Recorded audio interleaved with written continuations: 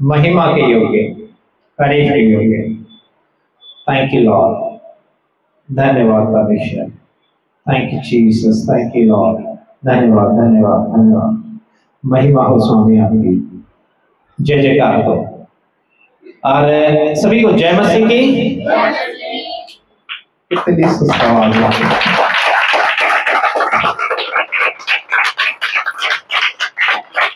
सभी को जय मसीह की। देखो अकेले ने कितनी तेज आवाज करी। ये ना सोचो कि माइक है तो उससे तेज बोल सकते हैं। हालेलुया, परमेश्वर की महिमा हो। और साथ ही जो इस वक्त लाइव जुड़ेंगे या रिकॉर्ड सुनेंगे उन सभी को भी जय मसीह की। और सच में परमेश्वर महान है, वो योग्य है कि आज का दिन दिया और आज के दिन में हम इकट्ठा होने पाए और उसकी महिमा, उसकी स्तुति बढ़ाई करने पाए। सो प्रियो, और मैं दिखाना चाहूंगा जो चर्च यहाँ पर असेंबल है, इकट्ठा है प्रभु की महिमा करने के लिए। और दिल्ली चर्च यहाँ पर आपको वेलकम करता है, जय मसीह की करता है अपने हाथों पे हिलाकर और परमेश्वर की बड़ाई कर सकते हैं तालियां बजाकर। Hallelujah, praise the Lord. प्रभु महान है और योग्य है कि हम उसकी महिमा करें, तालियां बजाकर, हालेलुया बोलकर, उसकी जय जयकार के नारे लगाकर। Hallelujah, praise the Lord. परमेश्वर महान है, आदर के योग्य है, स्तुति के योग्य है, प्रेम के योग्य है। थैंक यू लॉर्ड, स्तुति हो, धन्यवाद परमेश्वर। स्वामी जी आपकी बड़ाई करते हैं। Thank you Jesus. जितने लोग जुड़ेंगे आई रिक्वेस्ट यू और शेयर करेंगे प्लीज। और फिर से सभी को जय मसीह की, जय मसीह की। और साथ ही जो सोशल मीडिया के माध्यम से जुड़े हैं आप सभी को भी वेलकम एंड जय मसीह की। और परमेश्वर महान है प्रियो, ये आज का दिन दिया कि हम लोग इकट्ठे होकर परमेश्वर की तारीफ कर पाए। और आप जानते हैं कि आज पूरी दुनिया के अंदर आज के दिन को परमेश्वर के जी उठने के दिन में मनाया जा रहा है या उसका मैसेज दिया जा रहा है। कुछ लोग कहते हैं ये दिन वो था, कुछ लोग कहते हैं वो दिन था। मैटर वो नहीं है, लेकिन वो दिन जरूर था। हालेलुया, एक ही आदमी को जोर से, बाकी कैसा जोर से। ये सत्य बात, ये सत्य घटना जिसके ऊपर पूरी दुनिया इस रिजरेक्शन यानी कि जी उठा पुनरुत्थान का मैसेज और पूरी दुनिया में दिया जा रहा है, जो एक सच्ची बात, सच्ची घटना है। क्रूस की कथा या क्रूस की गाथा एक सच्ची गाथा है। ये वो कथा नहीं है जो आपने कहीं से किसी मीडिया के माध्यम से, सोशल मीडिया के माध्यम से, कि जिसका जी चाहा उसने उसको रिकॉर्ड किया, प्रिंट किया, लिख दिया, शेयर कर दिया। वो नहीं है कि जब उसको ढूंढने जाएंगे तो उसको कोई वजूद ना मिले। ये कोई सच्ची घटना है जो आज से 2025 साल पहले पृथ्वी के ऊपर घटी। हालेलुया। आइए और इस महान गाथा की हम बात करेंगे, शुरुआत करेंगे। उस क्रूस की कथा को हम बयान करेंगे जो कि एक सच्ची घटना है। आइए उस महान पवित्र परमेश्वर का मेरे प्रियो धन्यवाद करते हैं, प्रार्थना करते हैं। जितने लोग यहाँ पर हैं, साथ ही जो हमारे साथ जुड़ रहे हैं, जुड़ेंगे, आइए सब लोग मिलकर के हम लोग प्रार्थना करते हैं। धन्यवाद परमेश्वर, स्तुति के योग्य, महिमा के योग्य, आदर के योग्य, प्रशंसा के योग्य प्रभु आप महान है। खुदावंद परमेश्वर, प्रभु आज का दिन दिया है और प्रभु आपने हमें जीवित और स्वस्थ रखा है। प्रभु आपका धन्यवाद करते हैं। प्रभु जी, आपने हमें सप्ताह भर संभाला और एक दिन हम यहाँ आपकी मर्जी के कारण इकट्ठा हो पाए स्वामी, ताकि हम मिलकर आपकी महिमा कर पाए। स्वामी, जब ये बीते 6 दिन हम परमेश्वर आप अपनी मर्जी से नहीं, अपनी सामर्थ्य से नहीं इसको बिता पाए, प्रभु जी सब कुछ पर आपका दया, आपका अनुग्रह, आपका रहम था स्वामी। प्रभु जी आपने हमें पूरा दिन संभाला। प्रभु रात को जब हम सोए तो खुदावंद परमेश्वर आपने हमारे श्वासों की रक्षा की प्यारे पिता, और अगला सवेरा खुदावंद आपने दिया। प्रभु जी आपने हमें स्वस्थ रखा। प्रभु जी हम देखते हैं बहुत दुनिया के अंदर बहुत बीमारियां हैं, नाना प्रकार की बीमारियां हैं, लाचारियां हैं। प्रभु आपने किसी भी बीमारी में, किसी लाचारी में न पड़ने दिया। प्रभु मैं धन्यवाद करता हूँ, आपकी महिमा करता हूँ। प्रभु जी बड़ाई करता हूँ अपने आप को और दिए हुए झुंड को आपके महान पवित्र हाथों में सौंपता हूँ। खुदा प्यारे पिता, जितने लोग प्रभु जी आज पूरी दुनिया के अंदर आपकी महिमा कर रहे हैं, आपकी परमेश्वर बातों को कर रहे हैं, इस जी उठने के दिन को बता रहे हैं, इस क्रूस के महत्व को बता रहे हैं प्यारे पिता, उन सभी आपके खादिमों को, आपके विश्वासी को आपके महान पवित्र हाथों में सौंपता हूँ। प्रभु जी आपके लोग आपकी आज्ञाकारिता में, आपके प्रेम में, आपके डर भय में प्रभु जी आपके प्रति वफादार बने। मैं ऐसी गुजारिश, ऐसी विनती करता हूँ, होने दीजिए स्वामी आज के वचनों को, आज की बातों को, कि बहुत से लोग प्रभु आपको जाने, क्योंकि परमेश्वर लोगों ने और शैतान की ओर से एक ऐसा भ्रम फैलाया गया है, एक ऐसी झूठी बातें फैलाई गई कि प्रभु जी और प्रभु आपसे ना जुड़े। प्रभु होने दीजिए, आज उनकी बुद्धि को खोले प्यारे पिता परमेश्वर। प्रभु आपका प्रकाश उन पे आज चमकने पाए और स्वामी पूरी दुनिया आपको जानने पाए कि खुदावन आपने पूरी दुनिया को परमेश्वर बचाया है, छुड़ाया है। प्रभु जी मैं धन्यवाद करता हूँ स्वामी। आगे के समय को प्रभु जी आपके महान पवित्र हाथों में सौंपता हूँ। प्रभु आज के वचन को शुरू करने के लिए आपकी इजाजत चाहते हैं, बुद्धि ज्ञान आपसे चाहते हैं। प्रभु इस झुंड की अगुवाई कर सके, प्रभु ऐसी समझ दीजिएगा। प्रभु सारा आदर महिमा आपको दे दे प्रार्थना प्रभु यीशु के नाम से पिता आपसे मांगते, दया से सुने, कबूल करें, आमीन। ये आपको सब कुछ है दिखाते हैं और परमेश्वर महान है और योग्य है। क्यों ना फिर से हम तालियां बजा कर प्रभु की बड़ाई करें। Thank you Jesus, hallelujah hallelujah. प्रभु महान है, योग्य है, स्तुति के योग्य, बड़ाई के योग्य। थैंक यू फॉर, धन्यवाद धन्यवाद परमेश्वर, स्तुति के योग्य, महिमा के योग्य। Thank you Lord, thank you Lord, धन्यवाद धन्यवाद धन्यवाद, स्तुति है मास्टर।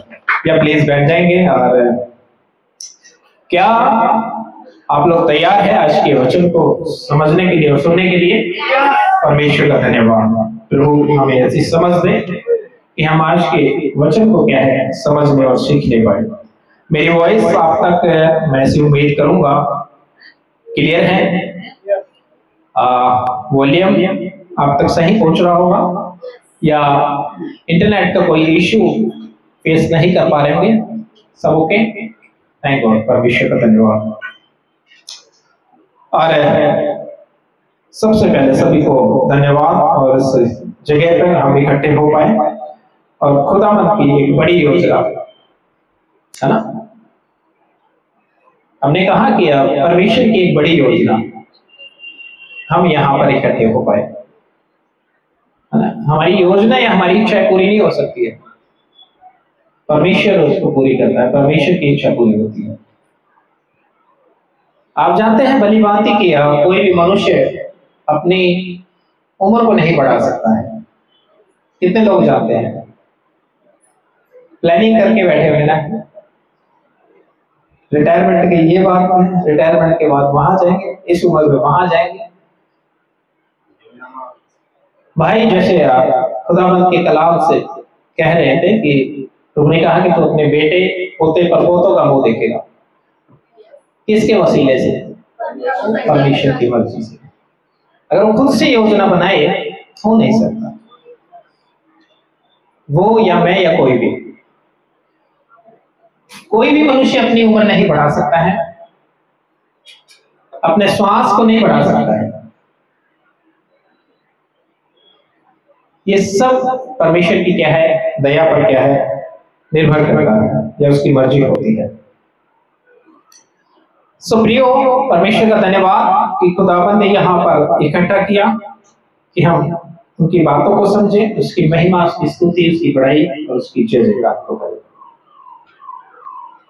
आज की इस सभा की शुरुआत करते हैं, और जैसे कि आप गवाहियां दे चुके हैं और महिमा के गीत प्रभु के आप गा चुके हैं, क्योंकि वो हमने इसमें रिकॉर्ड नहीं किया, नहीं तो बहुत सारा टाइम क्या है सोशल मीडिया में इस तरह से जाता है। आई होप मेरी बात को आप समझ पा रहे हो।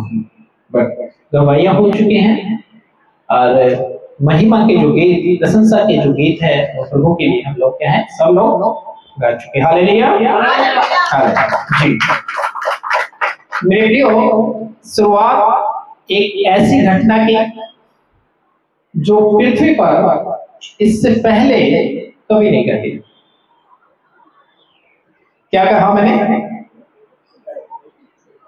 एक ऐसी घटना की बात कर रहे हैं, एक ऐसे वाक्य का हम जिक्र करने जा रहे हैं जो आज से पहले पृथ्वी पर कभी न घटा।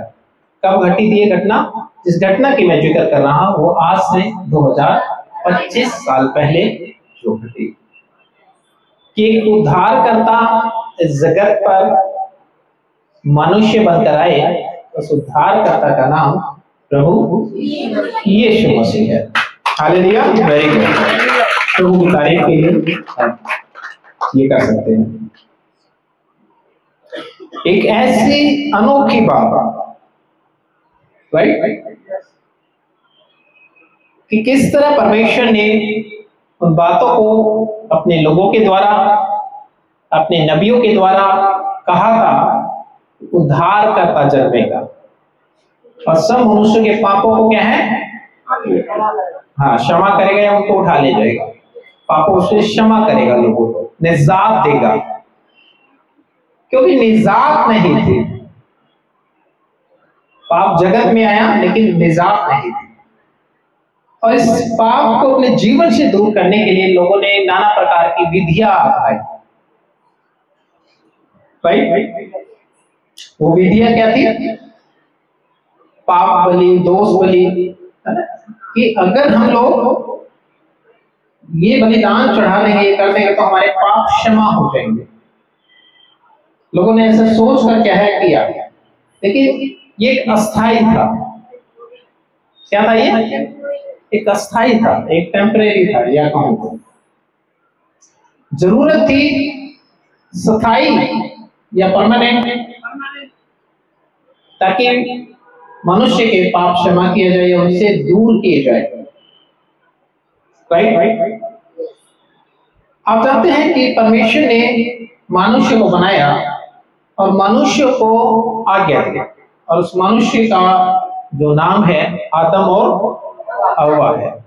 राइट, लेकिन आप जानते हैं कि आदम के बाद में या आदम की वाटिका में प्रभु ने उनको एक आज्ञा दी थी, लेकिन मनुष्य ने क्या किया? उस परमेश्वर की आज्ञा को क्या किया जी? तोड़ दिया, या माना नहीं है, ठुकरा दिया। और उसने किसकी आज्ञा को पूरा किया, या किसकी मर्जी को, इच्छा को पूरा किया? हाँ, शैतान की इच्छा को। और इच्छाओं को परमेश्वर के विपरीत अगर कोई मन में कुछ डाल रहा है तो वो इच्छा किसकी होती है? शैतान की होती है। तो उसने अपनी इच्छाओं पर या शैतान की इच्छाओं पर चलना भला समझा, बजाय परमेश्वर की आज्ञा को पूरा करने को। सो मेरे प्रियो, ऐसे करके क्या है, उन्होंने नाफरमानी की, आदम और हव्वा ने, और पाप क्या हुआ? जगत में आ गया।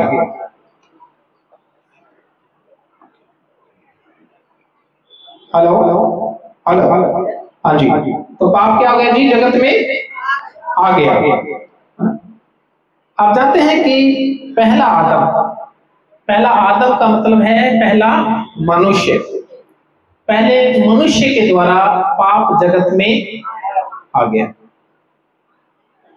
आप जानते हैं कि प्रभु यीशु को क्यों आना पड़ा?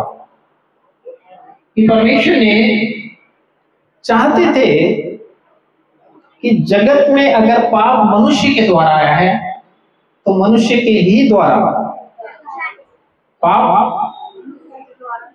मनुष्य के द्वारा ही, या पहले आदम के द्वारा पाप आया, दूसरे आदम के द्वारा क्या है? पाप की निजात दी जाएगी। ये परमेश्वर की योजना थी। कई बार हमारा क्वेश्चन होता है कि प्रभु यीशु को मनुष्य क्यों बन के आया था? वो क्यों कहते हैं मनुष्य का पुत्र? वो पूरी तरह से मनुष्य बन के आए आज से 2025 साल पहले। तो परमेश्वर की योजना थी कि मैं आदम को, यानी कि दूसरे आदम को भेजूंगा ताकि वो पाप से निजात दिलाए। इसलिए प्रभु यीशु इस जगत में आए। मेरे प्रियो, पहले आदम के द्वारा क्या आया? पाप आया। लेकिन प्रभु यीशु के द्वारा, दूसरे आदम के द्वारा क्या आया? जीवन आया। वेरी गुड, एक अच्छी क्लैप कर सकते हैं।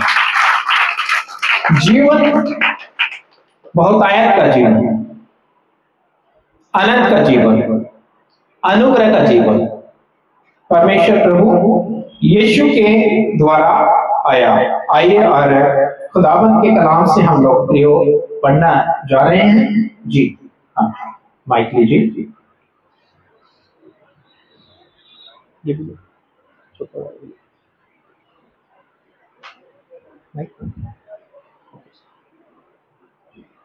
जी हम लोग पढ़ेंगे यशाया अध्याय 7 आयत नंबर 14।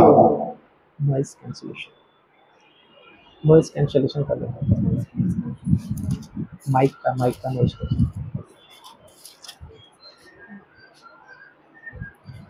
जी मैं यहां से दोहरा दूं। यशाया अध्याय 7 आयत नंबर 14 हम लोग पढ़ रहे हैं। जी। इस कारण प्रभु आपके तुमको एक चिन्ह देगा। हाँ सुनो। हाँ जी। एक कुमारी गर्भवती होगी। जी सुनिएगा, यहाँ से सुनिए क्या कहा, फिर से दोहराएंगे।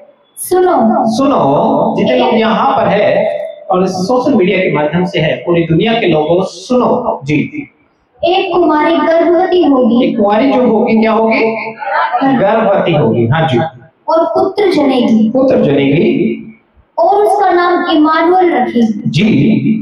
और जब तक वह बुरे को त्यागना और भले को ग्रहण करना ना जाने, तब तक वह मक्खन और मधु खाएगा। पहले लाइन प्रभु यीशु के लिए बात हो रही है। क्या हो रहा है कि उसका नाम क्या रखेंगे? इमानुएल। एक कुंवारी जो है पुत्र को जनेगी। एक ऐसी घटना होने जा रही थी आज से 2025 साल पहले। कई बार लगता है ना आपको, ये कैसे हो सकता है? अभी जैसे भाई गवाही दे रहे थे, परमेश्वर पत्थरों से औलाद पैदा कर सकता है। अभी कोई साइंस का बच्चा इधर बैठा होगा, ये कैसे हो सकता है? तो मैं उसको ये पूछूंगा, अभी जो मैं लाइन बोलने जा रहा हूँ हो सकता है थोड़ा सा आपको लगे।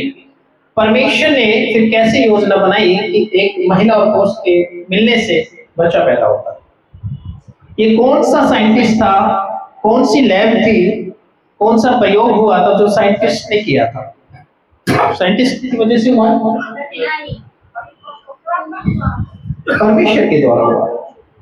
किसके द्वारा होता है? परमेश्वर ने बनाया। कोई कह सकता है नहीं नहीं ये तो साइंस का कारनामा है, किसी साइंटिस्ट का कारनामा है जब बच्चे पैदा होते। नहीं, परमेश्वर ने मनुष्य को बनाया, महिला और पुरुष को बनाया, तो फिर परमेश्वर ने क्या है, उनके द्वारा क्या है, बच्चा पैदा होता है। अभी किसी को लगा कुंवारी कैसे पैदा कर सकते, तो परमेश्वर चाहे तो पत्थरों से अपनी महिमा ले, पत्थरों से औलाद पैदा कर दे। मनुष्य की सोच का जो दायरा है वो यहीं तक होता है। आप इसकी कंपैरिजन उन प्रमाणों के साथ नहीं कर सकते। जब बहुत बड़ी बड़ी आपदा आ जाती है, बहुत चीजें हो जाती है ना दुनिया के अंदर, जब जिन्हें हम कहते हैं कि प्रैक्टिकली वो सब जितने भी आपने कुछ भी कहिए, जैसे वो कहते हैं ना प्रमाण, वो सब कहते हैं कुदरत का कहर है। सुना है? ये परमेश्वर की योजना है। कितने लोगों ने सुना ऐसा कहते हैं, या मीडिया के माध्यम से सुना होगा कुछ ऐसा वीडियोस, कुछ मैसेज। जब उनके हाथ पैर खड़े हो जाते हैं, जब उनका वो यंत्र, अच्छा यंत्र किसने बनाया? जिस यंत्र के बारे में जिस सर्च इंजन को हम सर्च करते हैं तभी तो बोलते हैं देखो ऐसा नहीं लिखा, तो इसको किसने बनाया? मनुष्य ने बनाया ना। तो मनुष्य ने बनाया, तो लेकिन परमेश्वर ने उसको समझ दी इन चीजों की। तो मनुष्य की सोच का एक दायरा होता है, वो अपनी सोच के अनुसार वहां पे फीड कर सकता है ना कुछ। अब जैसे अलग अलग सर्च इंजन पे वो इंफॉर्मेशन डाली जाती है, उसको डालने वाला, और अब उसको तो काफी ये चैट बॉक्स ये सारी चीजें आ गई हैं, तो किसके द्वारा डाली गई है? मनुष्य के ही द्वारा डाली गई। लेकिन इन सबसे बढ़कर परमेश्वर है, इन सबसे बढ़कर परमेश्वर है।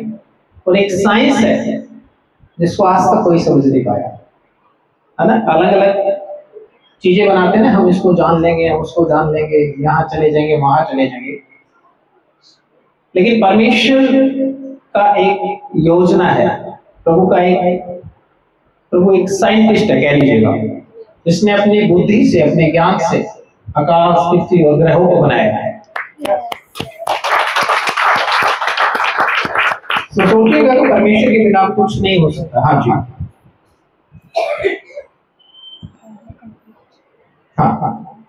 जी। और नेक्स्ट हम लोग पढ़ने जा रहे हैं इसी पुस्तक में यशायाह अध्याय 9 आयत नंबर 6 और 7। क्योंकि हमारे लिए एक बालक उत्पन्न हुआ। हाँ जी, यह समझिएगा। हाँ जी, हमें एक पुत्र दिया गया है। जी हाँ। और प्रभुता उसके कांधे पर होगी। हाँ जी। और उसका नाम अद्भुत युक्ति करने वाला, हाँ, पराक्रमी, हाँ, परमेश्वर, हाँ, अनंत काल का पिता, हाँ, और शांति का राजकुमार रखा जाएगा। Hallelujah, praise God. हमें एक पुत्र दिया जाएगा, हमें एक बालक दिया जाएगा। हाँ जी। उसकी प्रभुता सर्वदा बढ़ती रहेगी। उसकी जो प्रभुता है सर्वदा बढ़ती रहेगी। जी हाँ। और उसकी शांति का अंत ना होगा। हाँ, वो शांति का राजकुमार, उसकी शांति का कभी अंत नहीं हो। और शांति की मैं कई बार बात करता हूँ कि लोग शांति के लिए अलग अलग गॉसिप सेंटर या फिर और भी आपने देखा है कहीं ऐसी जगह जाते हैं, चलो थोड़ा हंस लेंगे आज, पता है आपको, चलो वहां चलते हैं थोड़ा सा हंस लेंगे, लाइफ बोर है। कितने लोगों ने सुना है ऐसा? और सुना क्या, हम तो पहले वही तो किया करते थे, बोर हो गई लाइफ, बेजान है, कुछ नहीं है, चलो दोस्तों के पास चलते हैं। या कुछ लोग पार्क में जाते हैं और तालियां बजाते हैं बुजुर्ग लोग, और फिर वो हंसते हैं। कैसे हंसते हैं? जबरदस्ती भाई ने बोला, तो पेट निकला होता है, अंकल टाइप के होते हैं। मेरा तो नहीं है क्या? कितने लोगों ने देखा ऐसे करते हुए? सबने देखा ना। अच्छा, थोड़ी देर के बाद वही अंकल हंस हंसा के बेचारे, ये बनावटी हंसी होती है क्योंकि आप उसको ला रहे हैं। हंसी ऐसे नहीं हो सकती, और बनावटी हंसी वालों की तो मैं बात ही क्या करूं, उसको छोड़ता हूँ। तो आर्टिफिशियल हंसी है, लेकिन थोड़ी देर के बाद वही दादाजी बेचारे जाके साइड में बैठ जाते हैं, फिर उसके दिमाग में चल रहा होता है धीरे धीरे, पोते को लेके आना स्कूल से। दादी सोची बस अब बहुत हो गया पार्क में, छोरी ने लेके आना है पोती ने, टाइम हो गया स्कूल का। फिर वो विचार, आपके नहीं कह रहा हूं, कॉमन बात कर। फिर वही मनुष्य क्या है, उसके बेचारे दिमाग में अशांत जीवन होता है मनुष्य का, ये रियलिटी है, फैक्ट है, क्योंकि वहीं से हम लोग निकल के आए जब प्रभु को नहीं जानते। क्यों? उसे अनंत की शांति कहते हैं कि प्रभु यीशु के पास है। अच्छा, ऐसे मसीह को देखा जो, अच्छा मसीह ऐसे होते हैं जिनके मुंह लटके होते, जीवन में कोई आशा ही नहीं, ऐसा होता है कोई मसीह? कैसा होता है मसीह? कैसा होता है जी, कौन बता रहा है? और आप बताइए।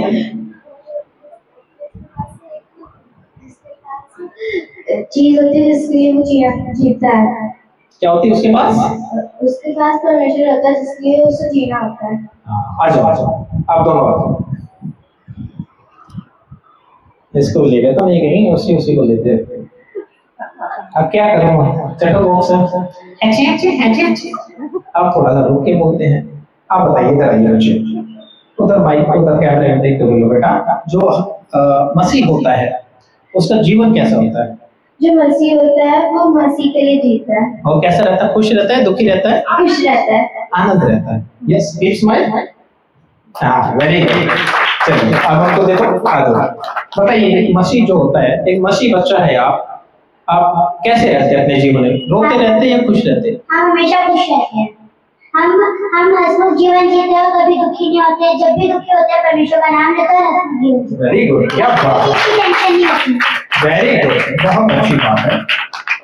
और बड़ों के साथ साथ कई बार मैं बच्चों को इसलिए बुलाता हूँ क्योंकि वो बात कर रहे होते हैं, वो खुद से बोल रहे होते हैं, प्रभु उनको सिखा रहे होते हैं।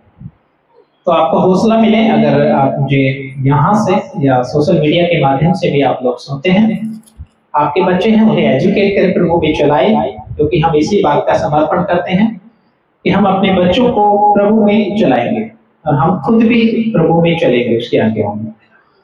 सो मेरे प्रिय, वो जो मसीह होते हैं वो हंसमुख होते हैं, राइट?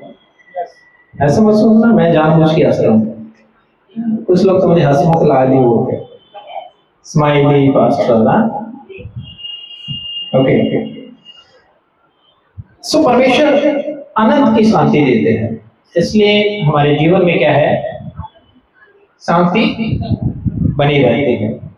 वो आर्टिफिशियल शांति नहीं है जिसको लिया जाता है। अभी मैं जो बात कर रहा था, दोस्तों के पास जाकर या फिर पार्क में जाकर या कहीं ऐसी सेंटर्स में जहां पर कहते हैं चलो भाई हंस लिया जाए।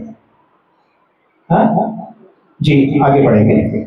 और उसकी शांति का अंत ना होगा। उसकी शांति का, बच्चों जो मैं यहाँ से बता रहा हूँ, बड़ों, मेरे भाइयों, मेरी बहनों, मैं सिखा रहा हूँ, उसकी शांति जो हम में बनी है और वो शांति हमको देते हैं, उस शांति का क्या है, अंत नहीं होता।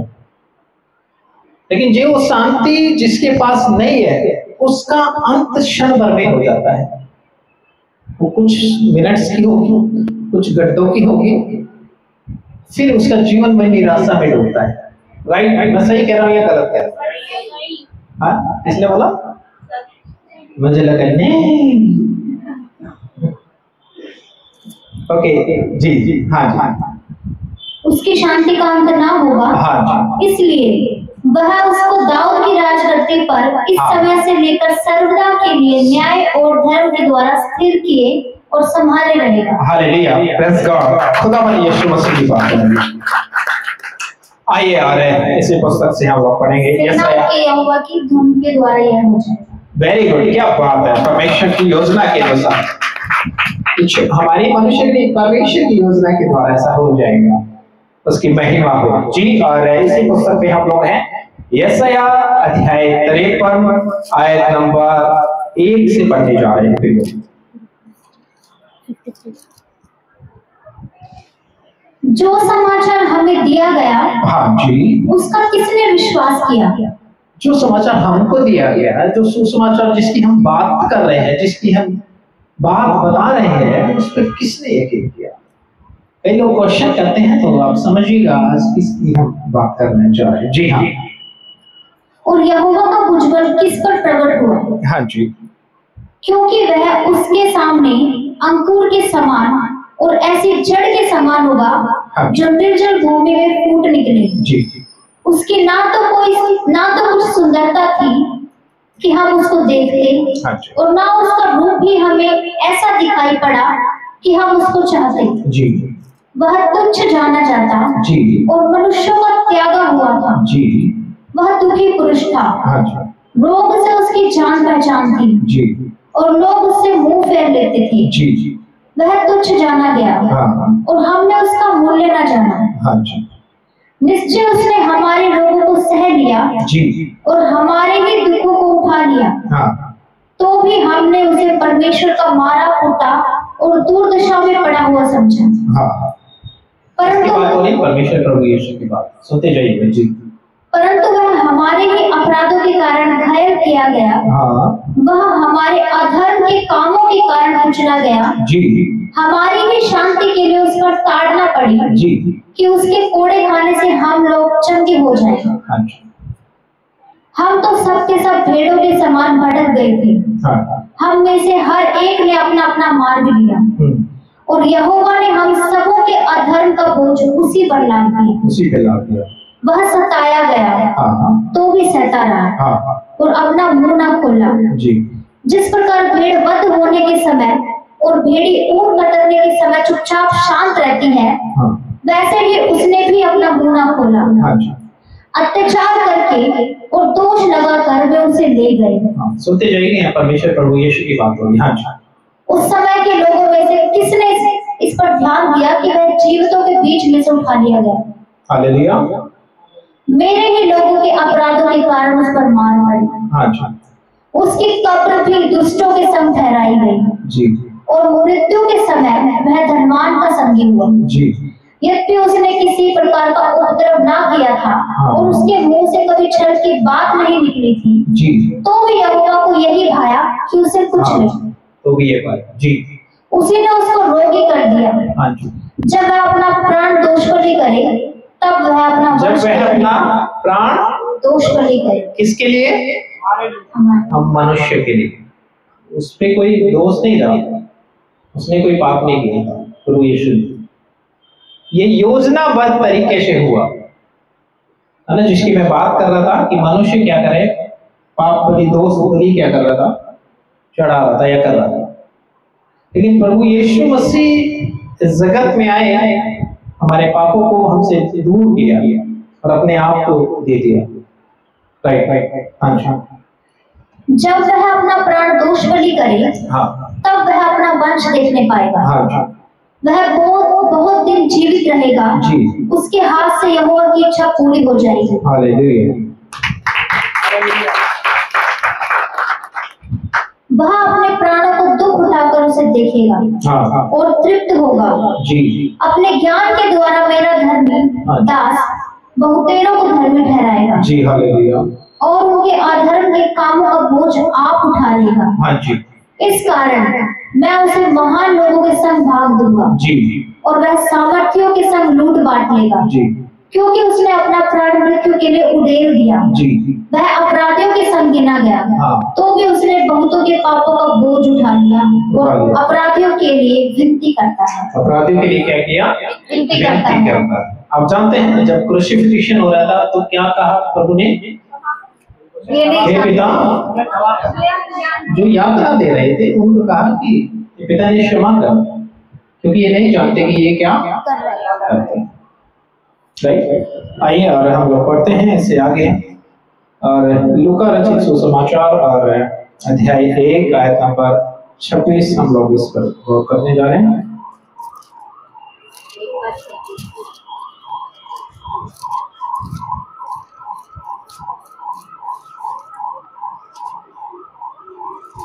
छठवें महीने में परमेश्वर की ओर से जिब्राइल स्वर्गदूत गलील के नासरत नगर में एक कुंवारी के पास भेजा गया जी। सुनिएगा।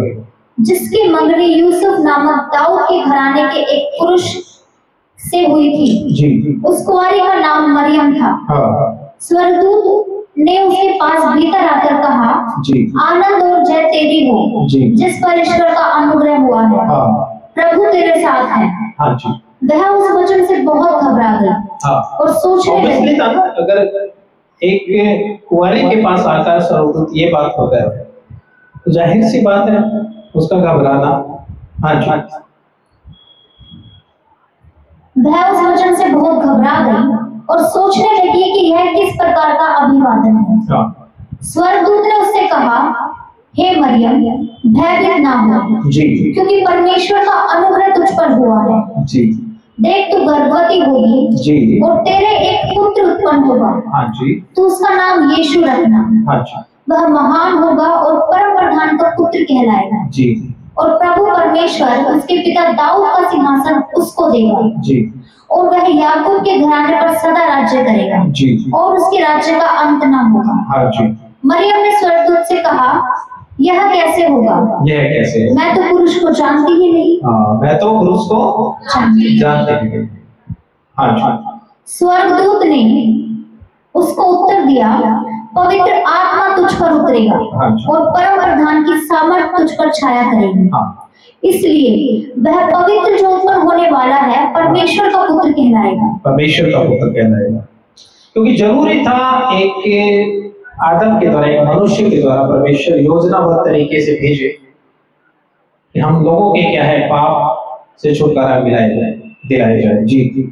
इसलिए वह पवित्र जो उत्पन्न होने वाला है परमेश्वर का पुत्र कहलाएगा। हाँ जी। और देख, तेरी कुटुंबनी एलीशिबा के भी बुढ़ापे में पुत्र होने वाला है। हाँ जी। यह उसका जो बांझ कहलाती थी 6वां महीना है। हाँ, तो परमेश्वर ही उन बातों को पूरा करता है कि देखो वो अगर किसी को देना चाहे तो जिसको कहते हैं कि सब जगह से, कोई कहते हैं कि हार के, है ना, हर जगह से, हर जो आदमी आज की आधुनिक युग में या पहले जो तरीका था शोर्स थे, उसके द्वारा वो चाहता है कि उनके घर में बच्चा पैदा हो, लेकिन बहुत चीजों के बावजूद भी क्या है वो लोग हार जाते हैं। एलिशबा भी अपने तरीके से जो भी इन्होंने ये होंगे वो ना कर सके, लेकिन परमेश्वर की योजना थी कि उसको बुढ़ापे में क्या लिखा है, बुढ़ापे में उसको, एलिशबा के भी बुढ़ापे में पुत्र होने वाला, उसको भी क्या है बच्चा होगा, और उसको भी कहा उसको भी पुत्र होगा। ये सब कुछ क्या होता है परमेश्वर की योजना के अनुसार। हाँ जी, क्योंकि जो वचन परमेश्वर की ओर से होता है, क्योंकि जो वचन परमेश्वर की ओर से होता है, कई बार होता है ना सोचते ऐसे कैसे हो गया, लेकिन नहीं, जो वचन परमेश्वर की ओर से होता है वह प्रभाव रहित नहीं होता। हाँ, तो प्रभाव रहित नहीं होता, मतलब ऐसा नहीं है कि वो ना होगा, जो परमेश्वर ने कहा है वो पूरा होगा। हाँ जी, मरियम ने कहा, देख मैं प्रभु की दासी हूँ, हाँ जी, मुझे तेरे वचन के अनुसार हो। हाँ, तो देखिए इसके लिए भी परमेश्वर के साथ एक समर्पण होना कितनी अच्छी बात है ना, कि परमेश्वर की इच्छा पूरी हो मेरे जीवन से। ऐसे हो सकता है कि ये कैसे हो सकता है भाई, लोग तो तरह तरह की बात करेंगे, लेकिन उसने कहा कि प्रभु की मर्जी मेरे जीवन से पूरी हो। राइट, जी हाँ, देख मैं प्रभु की दासी हूँ, मुझे तेरे वचन के अनुसार हो। हाँ जी, तब स्वर्गदूत उसके पास से चला गया। जी हाँ, हालेलुया। और ये ऐसी पुस्तक में हम लोग गौर करेंगे, लूका अध्याय 2 आयत नंबर 8 से पढ़िएगा पुस्तक। और उस देश में कितने गडरिये थे, हाँ जी, जो रात को मैदान में रहकर अपने झुंड का पहरा देते थे। हाँ जी, और प्रभु का एक दूत उनके पास आ खड़ा हुआ, और प्रभु का तेज उनके चारों ओर चमका, और वे बहुत डर गए। हाँ जी, तब स्वर्गदूत ने उनसे कहा, मत डरो, मत डरो, क्योंकि देखो मैं तुम्हें बड़े आनंद का सुसमाचार सुनाता हूँ, जो सब लोगों के लिए होगा। बड़े आनंद सुसमाचार जो सब लोगों के लिए होगा। सब लोगों का, सब लोगों में देखिएगा ये होता है कि सभी मनुष्य के लिए, यहाँ पे स्पेसिफिक ये नहीं कहा गया कि कुछ कम्युनिटी के लिए, यहाँ पर मेंशन नहीं आया कि यहूदियों के लिए, इजराइलियों के लिए, है ना? एक बड़े आनंद का समाचार या सुसमाचार सुनाया जाता है जो सब मनुष्य के लिए, ऐसा। हाँ जी, मैं तुम्हें बड़े आनंद का सुसमाचार सुनाता हूँ, जो सब लोगों के लिए होगा। हाँ जी, कि आज दाऊद के नगर में तुम्हारे लिए एक उद्धारकर्ता जन्मा है। हालेलुया, प्रभु की महिमा। जी, कि आज दाऊद के नगर में तुम्हारे लिए एक उद्धारकर्ता जन्मा है। हाँ जी, और यही मसीह प्रभु है। यही मसीह प्रभु है। हालेलुया, प्रभु का धन्यवाद। जी, और इसका तुम्हारे लिए यह पता है हाँ, कि तुम एक बालक को कपड़े में लिपटा हुआ और चढ़ने में पड़ा पाओगे। हाँ, तब एकाएक स्वर्गदूत के साथ स्वर्गदूत का दल परमेश्वर की स्तुति करते हुए और यह कहते दिखाई दिया, हाँ, आकाश में परमेश्वर की महिमा, और पृथ्वी पर उन मनुष्यों में जिनसे वह प्रसन्न है शांति हो। शांति हो। क्या बात है, वही तो शांति है ना, अनंत की शांति परमेश्वर की। हालेलुया। सो मेरे प्रियो, इस बात की गवाही जो परमेश्वर ने नबियों के द्वारा, लोगों के द्वारा जिसको कहा था, प्रभु ने कहा था कि जो वचन परमेश्वर की ओर से होता है वो प्रभाव रहित नहीं होता, वो पूरा होता है, पूरा होके रहता है। हाँ जी, जब स्वर्गदूत उनके पास से स्वर्ग को चले गए, तो गडरियों ने आपस में कहा, आओ हम बैतलहम जाकर यह बात जो हुई है और जिसे प्रभु ने हमें बताया है देखें। और उन्होंने तुरंत जाकर मरियम और यूसुफ को और चढ़ने में उस बालक को पड़ा देखा। देखिएगा, यहाँ पर ऐसा नहीं है कि उनको बताया गया, यहाँ पर एक घटना हुई है जिसको वो कह रहे हैं कि आओ हम लोग जाकर देखते हैं। उन्होंने ये नहीं कहा कि चलो स्वर्गदूतों ने हमको बात की है या कोई आकाशवाणी हुई है, बात हुई नहीं। उन्होंने कहा चलो हम जाकर देखते हैं जो बात हमें प्रभु ने बताई। उन्होंने देखा जाकर। हाँ जी,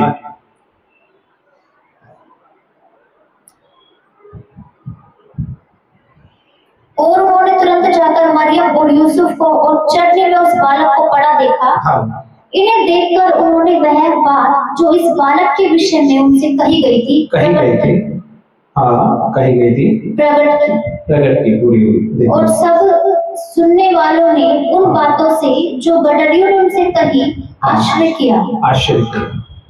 जी। परंतु मरियम ये सब बातें अपने मन में रखकर सोचती रही और गडरिये जैसा उनसे कहा गया था वैसा ही सब सुनकर और देखकर परमेश्वर की महिमा और स्तुति करते हुए लौट गए। जी हाँ, हालेलुया। और आयत नंबर 25 से 34 तक और पढ़ेंगे। यरूशलेम में शमौन नामक एक मनुष्य था। हाँ। और वह मनुष्य धर्मी और भक्त था। हाँ जी। और इज़राइल की शांति की बाट जो रहा था। हाँ। और पवित्र आत्मा उस पर था। हाँ जी। और पवित्र आत्मा द्वारा उस पर प्रकट हुआ था। हाँ। कि जब तक वह प्रभु के मसीह को देख ना लेगा। किसको ना देख लेगा? प्रभु के मसीह को। प्रभु के मसीह को ना देख लेगा जब तक, हाँ, तब तक मृत्यु को ना देखेगा। तब तक मृत्यु को ना देखेगा। हाँ जी। वह आत्मा के सिखाने से हाँ। मंदिर में आया। हाँ। और जब माता पिता उस बालक यीशु को भीतर लाए कि उसके लिए व्यवस्था की रीति के अनुसार करें, तो उसने उसे अपनी गोद में लिया। हाँ। और परमेश्वर का धन्यवाद करके कहा, हाँ। हे स्वामी, अब तू अपने दास को अपने वचन के अनुसार शांति से विदा करता है। हाँ। क्योंकि मेरी आंखों ने तेरे उद्धार को देख लिया है। हाँ। जिसे जी जी। क्योंकि मेरी आंखों ने तेरे उद्धार को देख लिया है। जी। जिसे तूने सब देशों के लोगों के सामने तैयार किया है। एक मिनट, प्रभु मेरी आंखों ने क्या देख लिया? तेरे उद्धार को देख लिया। जो उद्धार, जो सैल्वेशन जगत में आने वाला था, जिसकी बाट हम जो रहे थे, जिसकी बात नबियों के द्वारा, जिसकी बात शास्त्रों के द्वारा गवाही दी गई थी, ये कैसा धर्मी बात को क्लियर कर रहा है, वहां पर प्रूफ कर रहा है। अगले जो लाइन कहती है, हाँ जी, जिसे तूने सब देशों के लोगों के सामने तैयार किया। सब देशों, यहाँ पे भी इजराइल नहीं आता सर, यहाँ पे भी यहूदी नहीं आ रहा। लोग अलग तरह की अफवाहें फैलाते हैं, इजराइल का परमेश्वर, यहूदियों का परमेश्वर। पवित्र शास्त्र बाइबल कहता है कि यह सच है कि वो पृथ्वी के एक जगह पर, अब वो जगह तो कोई भी हो सकती थी, उस जगह पर बैतलहम, यरूशलेम जिसको कहते हैं, इजराइल वहां पर पैदा हुए। ये सच है कि वहां पर वो पैदा हुए।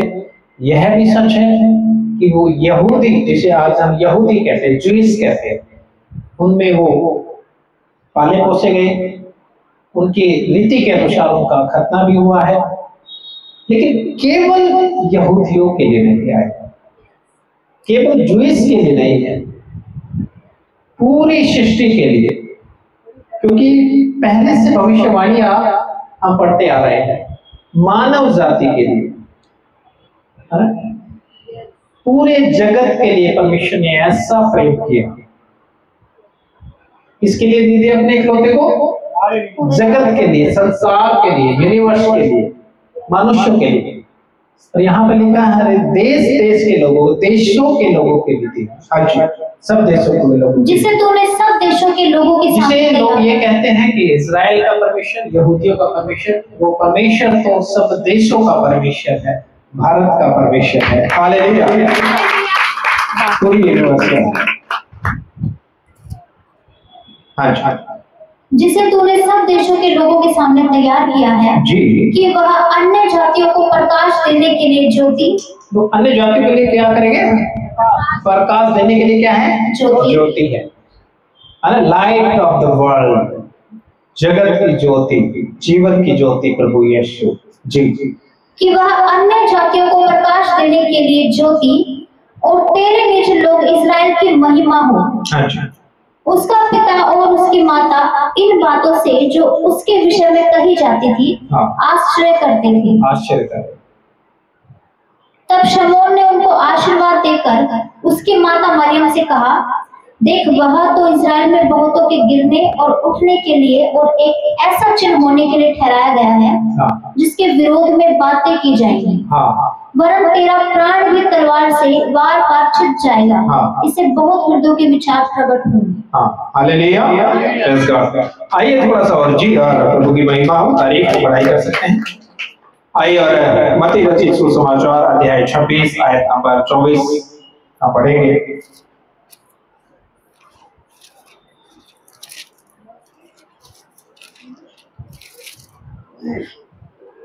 मनुष्य का पुत्र तो जैसा उसके विषय में लिखा है जाता ही है। देखिएगा, परमेश्वर प्रभु यीशु के बारे में लिखा है कि मनुष्य का जो पुत्र है वो क्या बन गया है? मनुष्य बन गया है। क्या बन गया है? आदम बन गया है। कि मनुष्य का पुत्र जो जैसा उसके लिए लिखा है, उसके लिए सब कुछ लिखा गया था। उस लिखे हुए के द्वारा, उस परमेश्वर के वचन के द्वारा इस जगत में आया। और जैसे उसका क्रूसिफिक्शन लिखा गया, हाँ जी, मनुष्य का पुत्र तो जैसा उसके विषय में लिखा है जाता ही है, जाता है, परंतु लिखा हुआ है। हाँ जी, परंतु उस मनुष्य के लिए शोक है, हाँ, जिसके द्वारा मनुष्य का पुत्र पकड़वाया जाता है। हाँ। किसके लिए शोक है? जिसके द्वारा पकड़वाया। ये होना है, ये तो तय है कि खुदावंद का वचन पूरा होगा और उसकी मर्जी को पूरा करने के लिए प्रभु यीशु मनुष्य बनकर आया। लेकिन यहाँ पर एक लाइन को आपको समझना पड़ेगा। लेकिन हाय उस मनुष्य के लिए, उसके लिए शोक है जिसके द्वारा पकड़वाया। कौन था ये पकड़वाने वाला? यहूदा इस्करियोती। और ये कौन था? प्रभु के 12 चेलों में से एक था। और आप जानते हैं कि जो परमेश्वर प्रभु यीशु के जीवन से हम लोग सीखते हैं कि किस तरह एक चर्च का, एक पास्टर का, क्योंकि प्रभु यीशु पास्टर है, चरवाहा है, उसका जीवन या उनका संबंध कैसा हो चर्च और पास्टर का। अब जानते हैं ये प्रभु यीशु से ही सीखते हैं हम लोग। जो नम्रता है, जो दीनता है, वो प्रभु यीशु से ही सीखी जा सकती है और किसी से नहीं। क्योंकि अगर कोई पास्टर अपने आप को कुछ महत्व समझ ले, अपने आप को, या अपने आप को बड़ा समझ ले, ये ठीक नहीं है। ये नम्रता कहां से सीखी जा सकती है? प्रभु यीशु के द्वारा। क्यों कह रहा हूं इस बात को मैं? क्योंकि उन्होंने परमेश्वर होकर, प्रभु होकर क्या किया? दीनता दिखाई, चेलों के पांव तक धो दिए। तो प्रभु यीशु का जो संबंध था वो कलीसिया के साथ या लीडर्स के साथ कैसा था? एक प्रेम वाला, भाई वाला था, कह सकते हैं, है ना? तो इसने दीनता के साथ उनको रखा। ऐसे नहीं था कि बॉस वाला नहीं था, बॉस अलग होते हैं, बॉस अलग बैठते हैं और सर्वेंट या एम्प्लॉइज अलग बैठते हैं, ऐसा नहीं। बहुत दीनता के साथ, बहुत प्रेम के साथ काम का संबंध। लेकिन उसी प्रेम को देखते हुए खुदावंद यहाँ पर एक बात कहते हैं कि जिसके द्वारा वो पकड़ाया जाए, उस मनुष्य पर क्या हाय। क्यों हाय या क्यों शोक? कई जगह हाय आता है, कई जगह शोक आता है। क्यों उस पर हाय, क्यों उस पर शोक? क्योंकि उस परमेश्वर के प्रेम को उसने नहीं जाना, परमेश्वर के प्रेम को उसने बेच दिया चांदी के 30 सिक्के में, राइट? उस प्रेम को उसने बेच दिया, उस भाईचारे को उसने बेच दिया। ऐसा कोई भी मनुष्य, और उसके बारे में लिखा है, वो जो बेईमानी से धन को कमाता है वो अल्प आयु में इसको छोड़ जाता है, आधी आयु में जाता है, पूरी आयु नहीं कर पाता ऐसा मनुष्य। कौन? विश्वासघाती। आप जानते हैं क्या होता है? इस्करियोती पूरी उम्र नहीं देख पाया। क्या हासिल हुआ उसका? उसने अपने आप को फांसी लगा लिया। क्या माहौल बना कि उसने फांसी लगा ली? वो स्ट्रेस आया उसके जीवन में, वो तनाव आया उसके जीवन में, वो यातनाएं उसके जीवन में आई, तभी तो फांसी लगाई ना। सोचो कि खुदावंद यीशु के साथ रहने वाला बंदा फांसी लगा रहा है। जब उसने प्रभु को बेचा, प्रभु का संगति और साथ छोड़ा, तो ये सारी चीजें उसके ऊपर हावी हुई। उसको तो ऐश करना चाहिए था कि भाई मैंने यीशु को 30 चांदी के सिक्के में बेच दिया, अब इन पैसे से ऐश करूंगा। जमीन खरीदूंगा, ये करूंगा, वो करूंगा। आज भी अगर आप प्रभु यीशु के प्रेम को अगर बेचते हैं, विश्वासघात करते हैं, तो खुदावन कतई उस बात को मंजूर नहीं करते। ये कलाम से मैं बात बताऊं, ऐसे प्रेम को कोई ना बेच दीजिएगा। शैतान आपके जीवन में कभी कार्य ना कर जाए, ये ध्यान रखिएगा।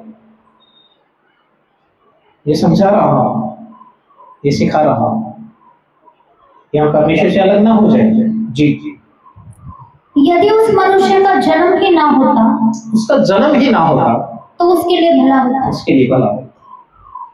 सोचिएगा कि जो प्रेरित बाकी वो परमेश्वर के साथ रहेंगे, वो स्वर्ग में रहेंगे खुदावंत के साथ, इसको क्या मिला? इसको क्या मिला? ये तो खुदा के साथ जाएगा नहीं ना, ये तो स्वर्ग में प्रवेश ही नहीं कर सकता। तो किसने तो परमेश्वर का साथ ही छोड़ दिया ना।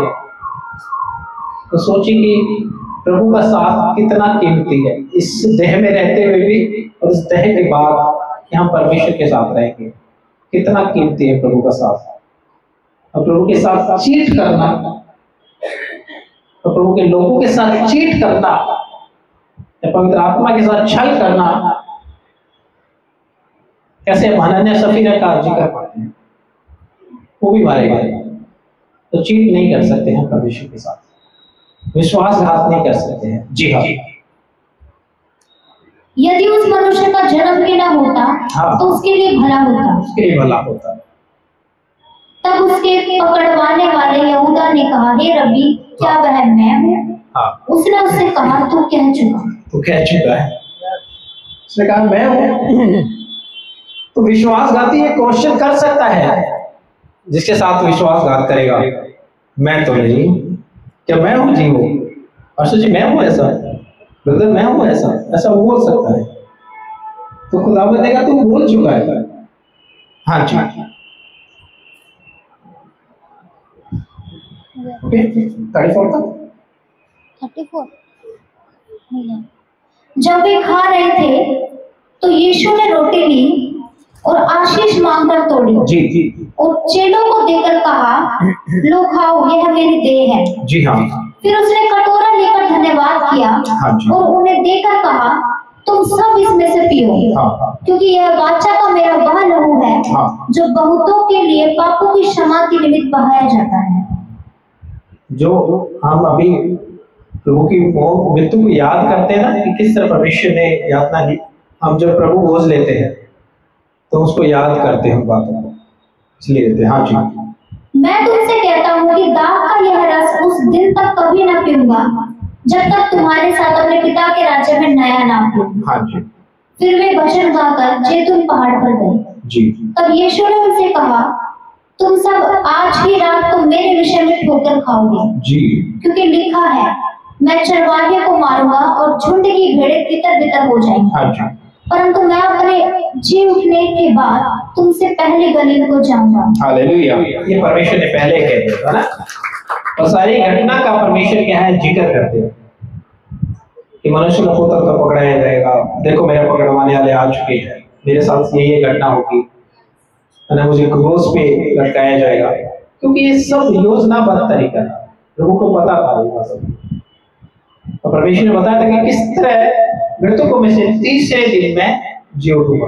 उन्होंने कहा मैं तुझे दिखाई दूंगा। हाँ अच्छा, परंतु मैं अपने जी उठने के बाद तुमसे पहले गलील को जाऊंगा। हाँ, इस पर पतरस ने उससे कहा, यदि सब तेरे विषय में ठोकर खाए तो खाए, परंतु मैं कभी भी ठोकर ना खाऊंगा। हाँ, यीशु ने उससे कहा, मैं तुझसे सच कहता हूँ कि आज ही रात को मुर्ग के बांग देने से पहले तू 3 बार मुझसे मुकर जाएगा। जी जी, पतरस ने उससे कहा, यदि मुझे तेरे साथ मरना भी पड़े तो भी मैं तुझसे कभी ना मुकरूंगा। कभी ना मुकरूंगा। अच्छा, और ऐसा ही सब चेलों ने भी कहा। सब ने कहा।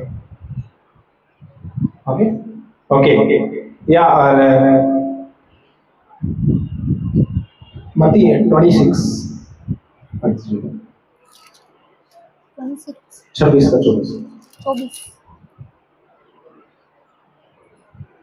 हो गया हो गया हाँ? हो गया अभी।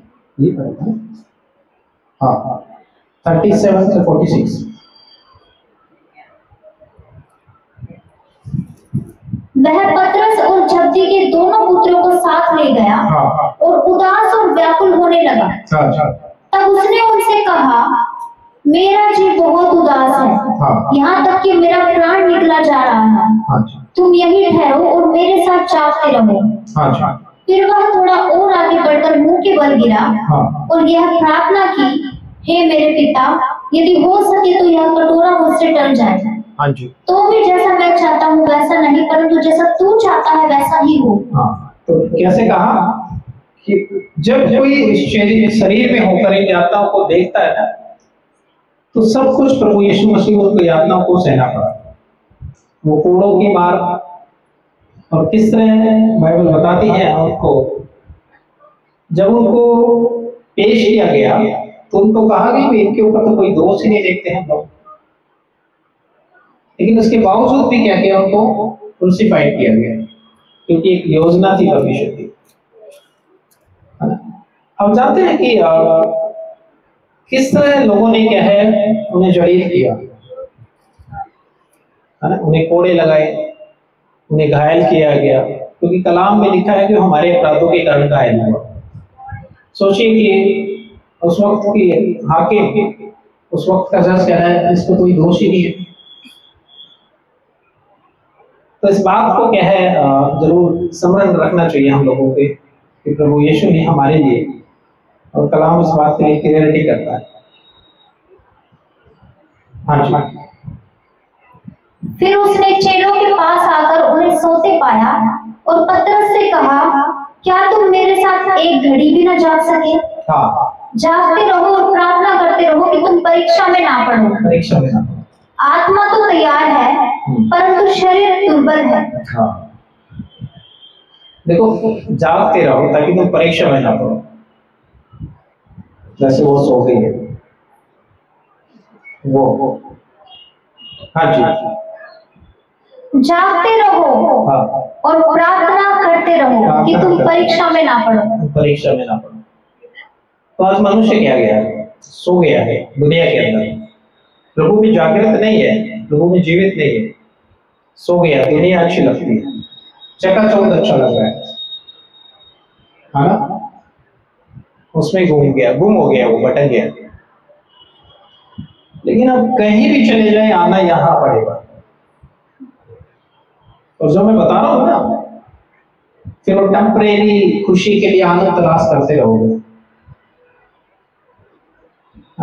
फिर पूरा जीवन भटक के निकल जाएगा। फिर बुढ़ापे में जाके तालियां पीटोगे, फिर है करोगे वहां। जीवन तो निकाल दिया, लेकिन उस जीवन से आप परमेश्वर की मर्जी को पूरी कर सकते थे। पता है आपको, इस जवानी से, जवान बच्चे यहाँ बैठे हैं, इस जवानी से आप परमेश्वर की महिमा को पूरा कर सकते हैं, योजना को पूरा कर सकते हैं। जब आने वाला समय, आने वाले स्टेप्स, आने वाले ईयर्स आपको बताएंगे कि जब आप प्रभु के साथ चलेंगे तो आपका जीवन देखो कहाँ टॉप पे पाएगा।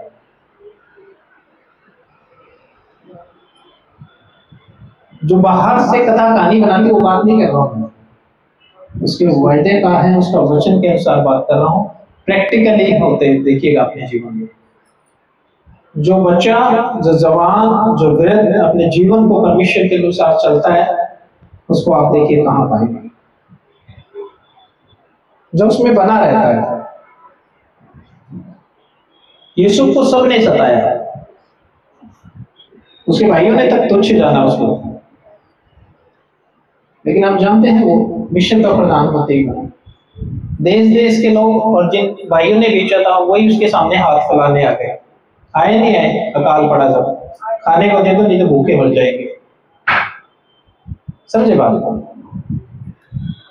तो परमेश्वर जमीन से उठा लेता है, ऊपर बैठाता है। आप जानते हैं उसके जीवन में बड़ी घटनाएं हुई, बहुत घटनाएं हुई उसके जीवन में। किस तरह उस पर इल्जाम लगा कर उसको जेल में डाल दिया गया, झूठा इल्जाम लगा। उसके लिए लिखा है कि वो परमेश्वर में बना रहा, प्रभु का भय मानता था, डरता था, उसकी आज्ञाओं पे चलता।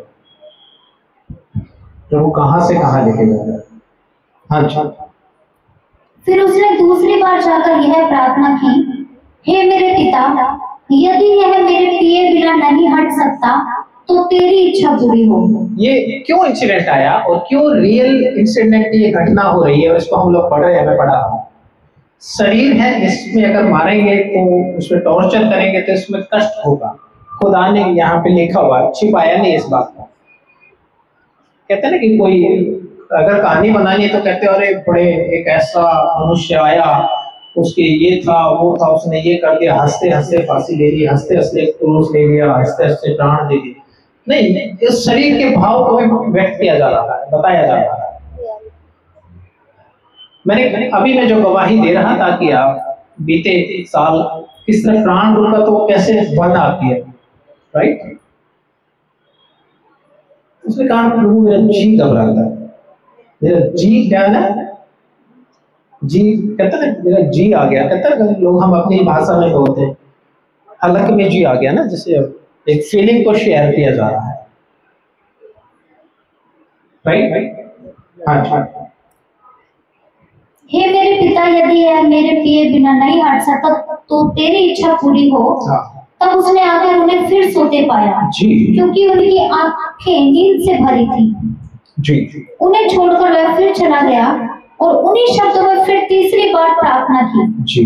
तब उसने चेलों के पास आकर उनसे कहा, अब सोते रहो और विश्राम करो। देखो घड़ी आ पहुंची है और मनुष्य का पुत्र पापियों के हाथ पकड़वाया जाता है। उठो चले देखो। पकड़वाने वाले धर्मी नहीं थे, वो खुद पाप में फंसे हुए थे, ये पवित्र थे। माया ऐसा कहता मैं जानता हूं, उसकी पत्नी ने भी बोला इस धर्मी के मामले में हाथ मत डालना। अब जानते हैं प्रभु यीशु के लिए बोला गया, कहते स्वप्न में मैं बड़ी पीड़ा सही है, इस धर्मी के मामले में यीशु के बारे में हाथ मत डालना था। उसकी पत्नी ने उसको चेताया। आप जानते हैं कि जब खुदा का कार्य के लिए बात हुई या खुदा के लोगों के द्वारा भी जब ये बात होती है तो किसी धर्मी के मामले में हाथ मत डालना। ऐसा ना कि तुम विपत्ति में आओ किसी। तो कुछ लोग किसी के पास समझाने वाले भी होते, जैसे उसकी वाइफ थी या और सदस्य जैसे होते कि किसी धर्मी के मामले में हाथ मत डालना, नहीं तो बड़ी दिक्कत आ जाएगी। हाँ जी। मनुष्य का पुत्र पापियों के हाथ पकड़वाया जाता है। हाँ जी। उठो चले देखो, मेरा पकड़ने वाला निकट आ पहुंचा। हाँ जी। 46 ओके। उठो चलो देखो, मेरा पकड़वाने वाला क्या है, निकट आ पहुंचा। निकट आ गया। चलो, प्रभु ने ये नहीं कहा कि चलो यहाँ से भाग जाते हैं, छिप जाते हैं। कहता चलो वो आ रहे हैं, देखो मेरे को। जिस फीलिंग को प्रभु यीशु मसीह मनुष्य बनकर शेयर कर रहे थे वो भी फैक्ट है, रियलिटी है। उसका जी घबरा रहा, क्योंकि उनको पता था क्या होगा। पापी लोग एक धर्मी को मारेंगे। देखिए कई लोग सोशल मीडिया पर आप देखते हैं, कहते हैं कि अगर वो प्रभु का बेटा था, इकलौता बेटा था परमेश्वर का, परमेश्वर ने उसको क्यों मरने दिया। कई लोग आते हैं ना, वो ज्ञानी बनते हैं और वो संसार का ज्ञान होता है, लेकिन उनको ये नहीं पता कि जो योजना परमेश्वर ने मनुष्य के लिए रखी थी उसको कैसे पूरा होता है। अब जानते जब उसको पकड़वाने के लिए आए, प्रभु के चेलों में से एक ने क्या किया, तलवार खींच ली और सैनिक ने क्या बोला, हाँ। प्रभु ने कहा कि जो तलवार चलाते वो तलवार से मारे जाएंगे, घाट की जगह तलवार को म्यान में रखेंगे। और उस सैनिक का क्या किया जी,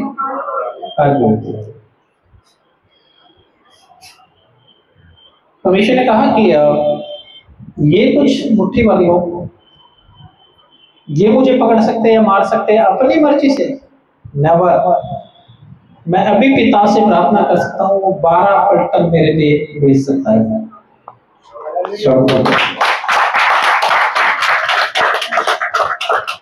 कई बार जो लोग परमेश्वर को नहीं जानते वो बड़ा इस पे मजाक बनाते हैं, और यही मजाक जानते हैं। जब क्रूसिफिक्शन हो रहा था, 2 डाकू उड़ा रहे थे उनमें से, फिर एक ने पश्चाताप किया, उसने रिपेंट किया, कहता आपने सबको बचाया, मुर्दों को जिलाया, हमें भी बचा दीजिए, आप भी बचे हमें भी बचा दीजिए। लेकिन ये होना था, इसलिए परमेश्वर ने इन चीजों को होने दिया। कितने लोगों को समझ में आ रही है बात? ये होना था, नहीं तो उनको कोई टच नहीं कर सकता था। मैं तो उसको मार नहीं सकती थी, उसको शरीर में आके अपने आप को मृत्यु देना था, शरीर को मारना था एक बार। तो किस तरह मृतकों में से तीसरे दिन जीवित उठा, अपने वायदे के अनुसार, अपने चैलेंज के अनुसार, सबकी बोलती बंद करते। राइट? हाँ जी, ओके। यूहन्ना की पुस्तक से हम लोग पढ़ने जा रहे हैं, अध्याय 18, आयत नंबर 4 से 11 पढ़ेंगे।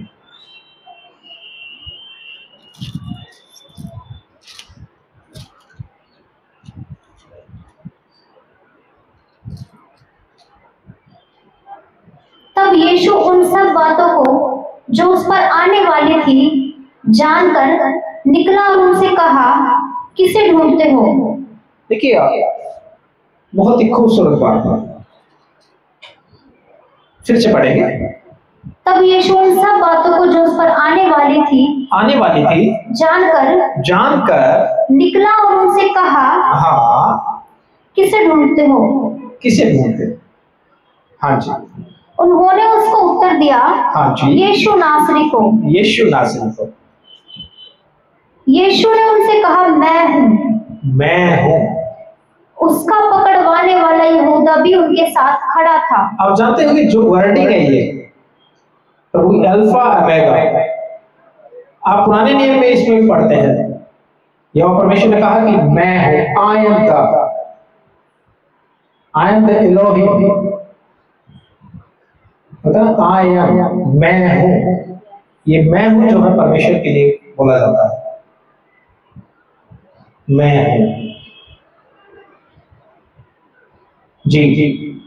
उसके ये कहते ही मैं हूं, वे पीछे हटकर भूमि पर गिर पड़े। तब उसने फिर उनसे पूछा, तुम किसको ढूंढते हो? जी।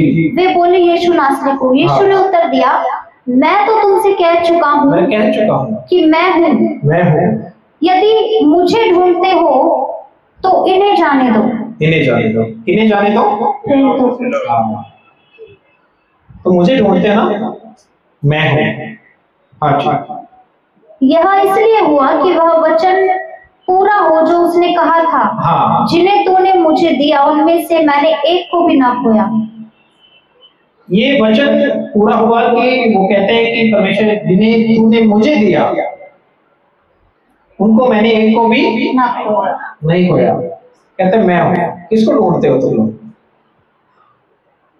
मैं हूं। हाँ जी।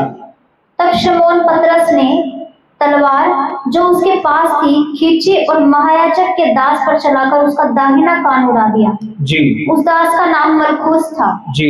तब यीशु ने पतरस से कहा, अपनी तलवार मयान में रख। जो कटोरा पिता ने मुझे दिया है, क्या मैं उसे ना पीऊं? क्या उसे ना मैं पूरा करूं? है ना? हाँ जी। तब सैनिकों और उनके सूबेदार और यहूदियों के प्यादों ने यीशु को पकड़कर बांध लिया। जी। और पहले उसे हन्ना के पास ले गए, हाँ, क्योंकि वह उस वर्ष के महायाजक काइफा का ससुर था। हाँ, यह वही काइफा था जिसने यहूदियों को सलाह दी थी कि हमारे लोगों के लिए एक पुरुष का मरना अच्छा है। जी। शमौन पतरस और एक अन्य चेला भी यीशु के पीछे हो लिए। यह चेला महायाजक का जाना पहचाना था, जी। इसलिए वह यीशु के साथ महायाजक के आंगन में गया। जी। परंतु पतरस बाहर द्वार पर खड़ा रहा।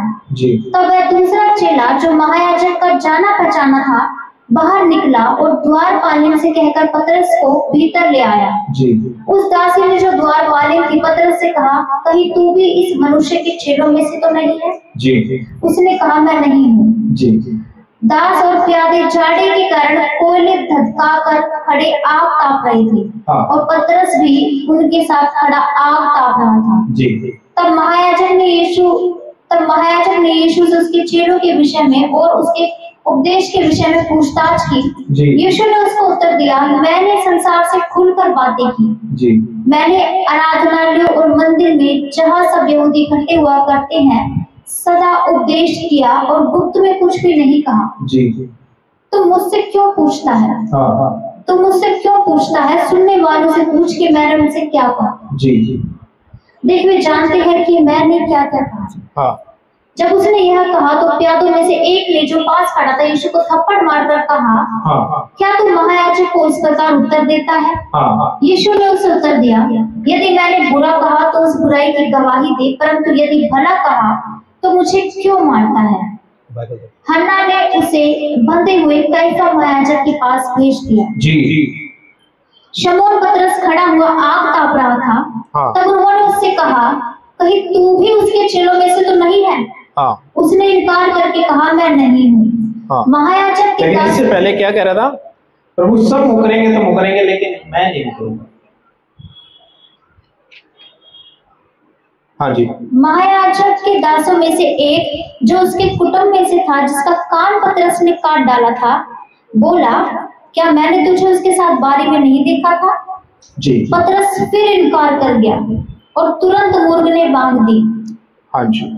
तब वे यीशु को कैफा के पास से किले को ले गए और भोर का समय था, परंतु वे आप किले के भीतर नहीं गए हाँ ताकि अशुद्ध ना हो, परंतु फसह खा सके। जी तब पिलातुस उनके पास बाहर निकल आया और कहा, तुम इस मनुष्य पर किस बात का आरोप लगाते हो? इस बात पर आरोप लगाते हैं। उन्होंने उसको उत्तर दिया, यदि वह कुकर्मी ना होता तो हम उसे तेरे हाथ ना सौंपते। हाँ पिलातुस ने उनसे कहा, तुम ही इसे ले जाकर अपनी व्यवस्था के अनुसार इसका न्याय करो। हाँ यहूदियों ने उससे कहा, हमें अधिकार नहीं कि किसी का प्राण ले।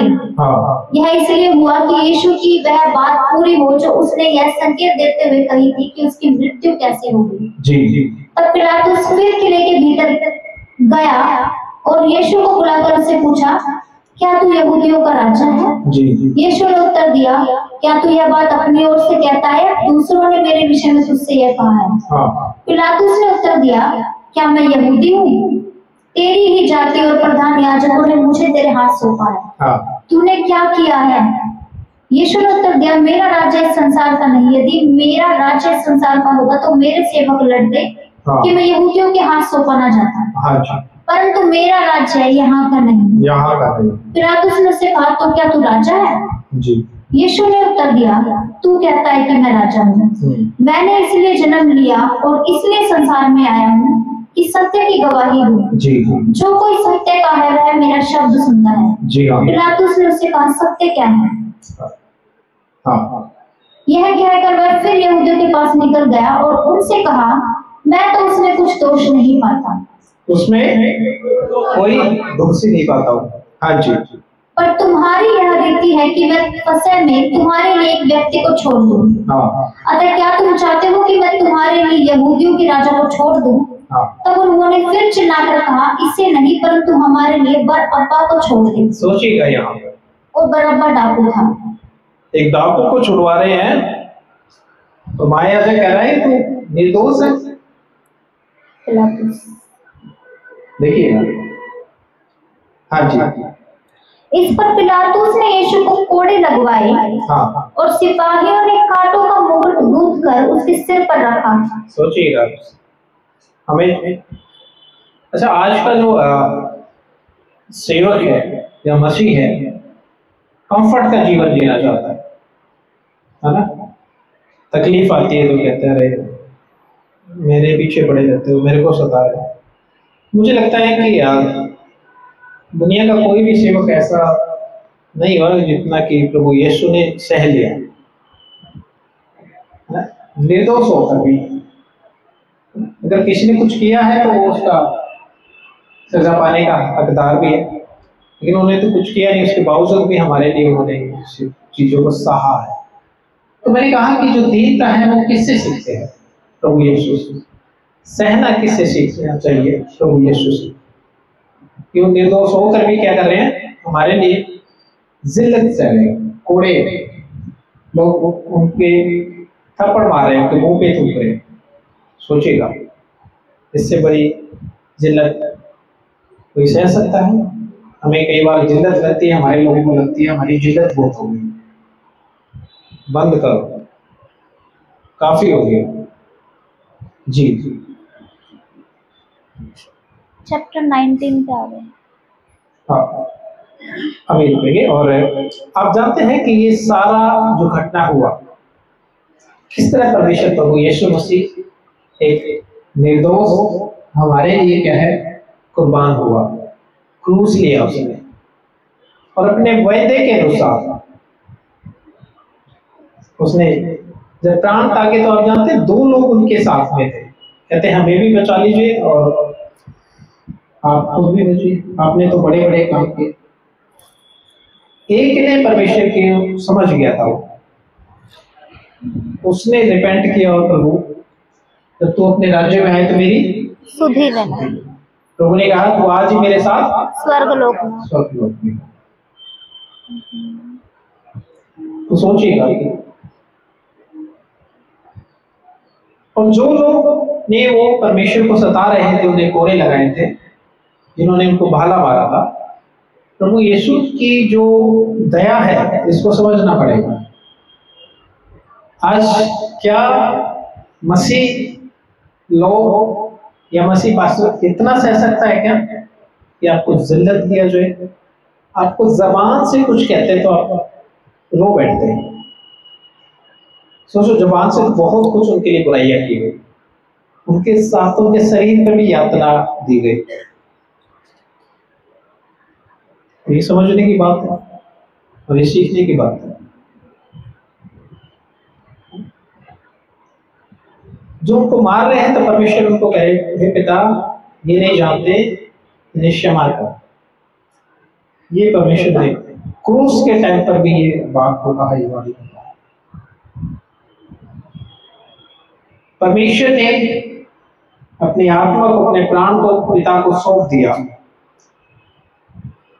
और उन्हें कब्र में रखा गया।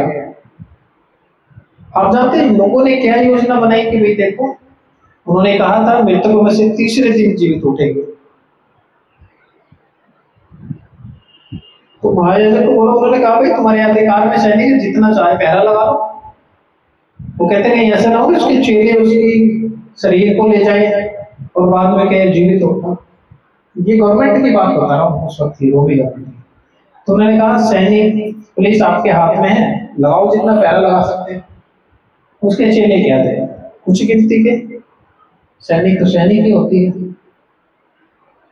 उन्होंने पहरा लगाया, सब कुछ किया, अंदर बाहर, उसके जो होते हैं ना गुफा के बाहर पहरा लगा दिया उन्होंने। स्वर्गदूत ने वो पत्थर हटा दिया। सवेरे जो चेले और मरियम मगदलीनी जो है वो देखने के लिए वो फटते, वो लोग सवेरे अर्ली मॉर्निंग जिसको कहते हैं वो गए, है ना, वो जो अपने रीति के अनुसार।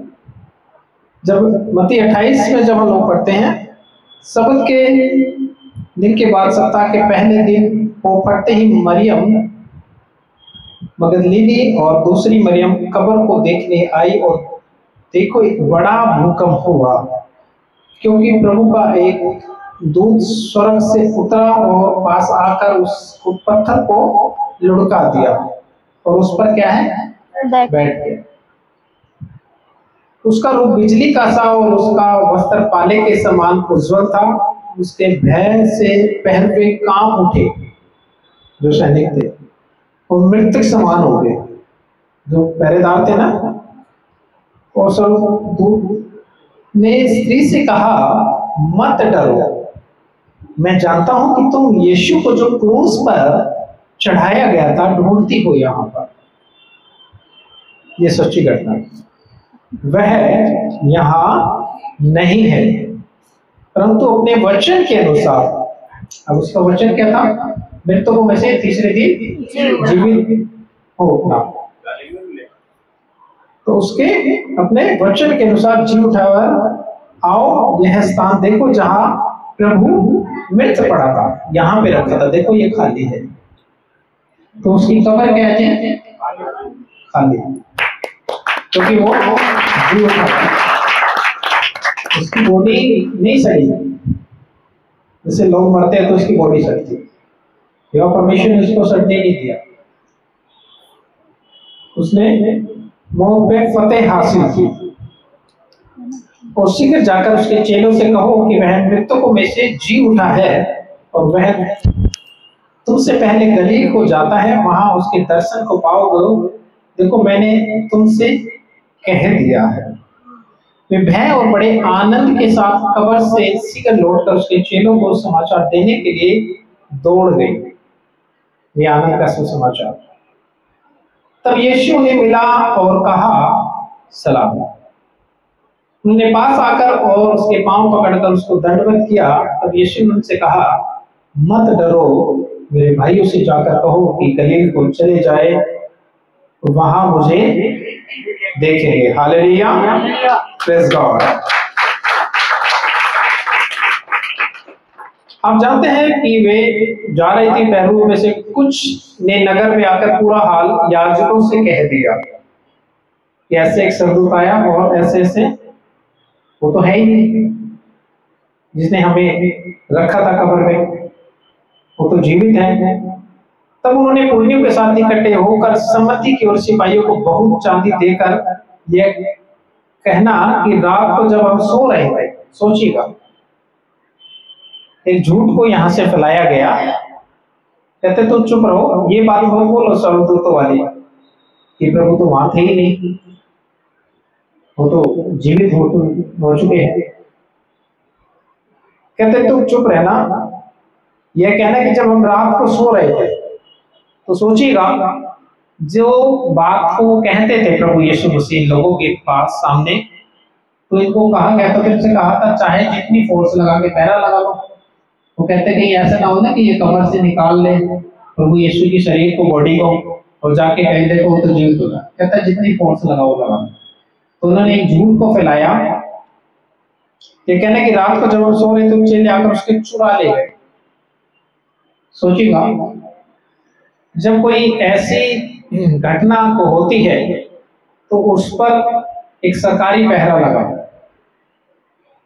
उसे कोई नहीं खोल सकता या कोई नहीं हटा सकता उसको, राइट? या कह सकते हैं सरकारी सील लगती तो उसको कोई नहीं हटा सकता। लेकिन उन्होंने कहानी बनाई कि ऐसे आप कहानी कह सकते हैं। और यदि यह बात अगर हाकिम के कान तक पहुंचेगी तो हम उसे समझा लेंगे और तुम्हें जोखिम से बचा लेंगे। हम तो उन्होंने रुपए लेकर जैसा सिखाए गए थे वैसा ही कहा, क्योंकि यीशु को तो उनके लोग ले गए थे उनके। उन्होंने इस बात को नहीं कहा कि वो जीवित हो उठा। इस बात को स्वर्गदूत ने मरियम ने उसके चेलों को कहा बताइए ये बात, और उन लोगों ने जाके क्या है फिर परमेश्वर ने उन सबको क्या है दर्शन भी दिए।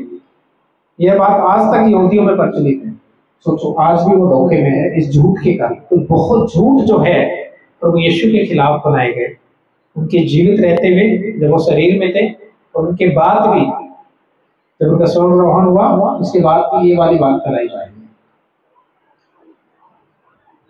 अब जानते हैं कि इसके बाद 11 चेले जो है उस पहाड़ पर गए जिसे यीशु ने उन्हें बताया था। उन्होंने उसके दर्शन पाकर उसे प्रणाम किया, पर किसी को संदेह हुआ। यीशु ने उनके पास आकर कहा स्वर्ग और पृथ्वी का सारा अधिकार मुझे दिया गया। हालेलुया।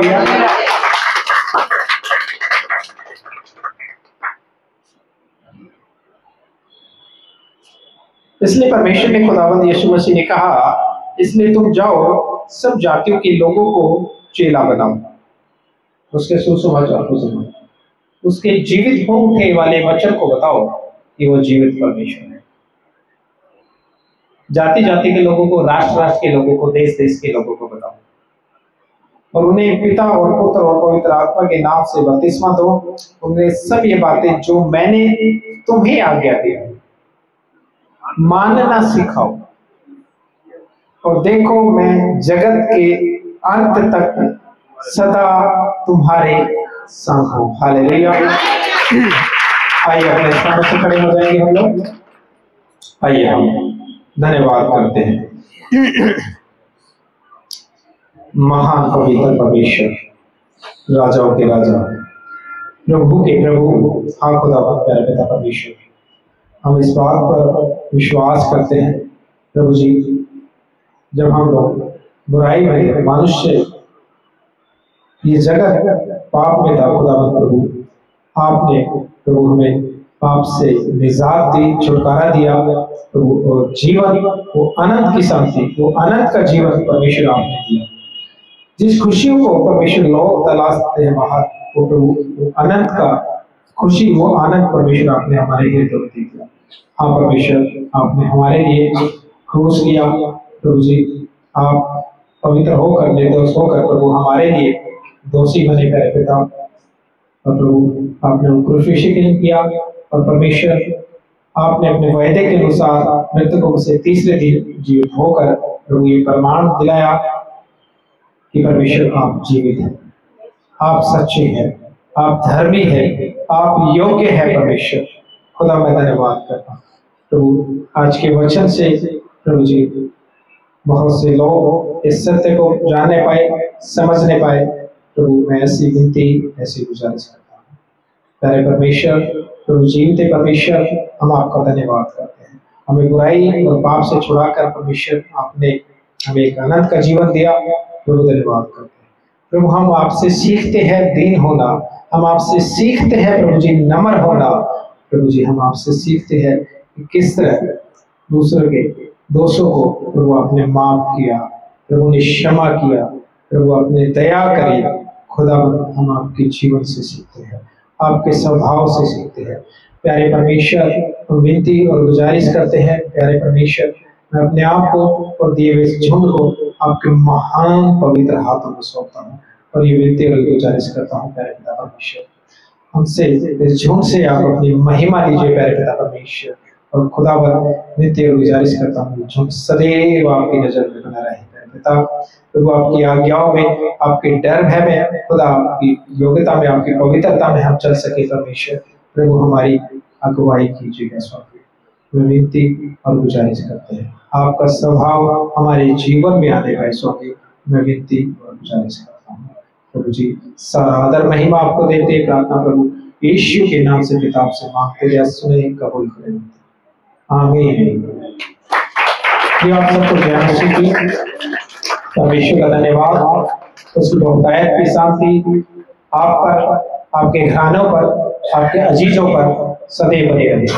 जय मसीह।